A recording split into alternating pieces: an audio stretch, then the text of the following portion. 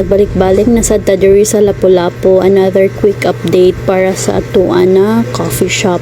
So wala pa siya progress no, kay wala pa joy backho kay tungod lagi aning gikuan nila nga kanaang flood control, so wala joy makadrive sa backho para magbutang og gyuta dira sa atuan na area. Kay need siya butang nga gyuta kay para motupong siya sa kalsada kay dako-dako, so mag-need jud siya og daghan nga yuta para itambak dira sa kanang semento gani nga kaning unsa kataas sa semento dapat tupong sad ang iyahang nga yuta kay para dili ta maupkan sa ulan ug mag-ulan kay lisod kaayo ug mag-ulan mabahaan taon niya.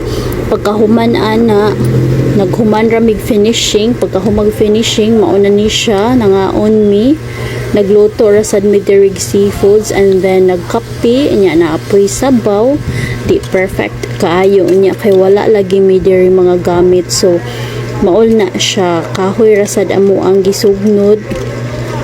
May magdili ta ko ano Girl Scout char.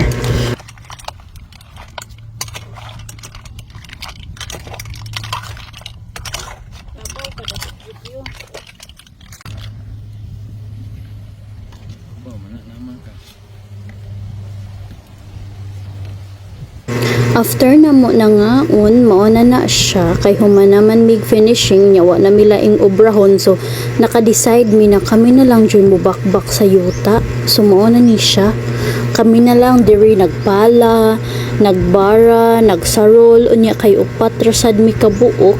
Gamay-gamay rasad pud jud mi gaghi pero at least na lang mano kay kanang sayang sad kaya ato nga oras ug dili sad nato ikuanon, dili sad nato trabahoon.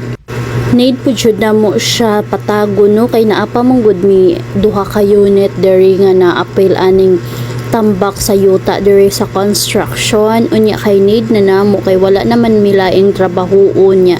Need na namo siya koralon jud.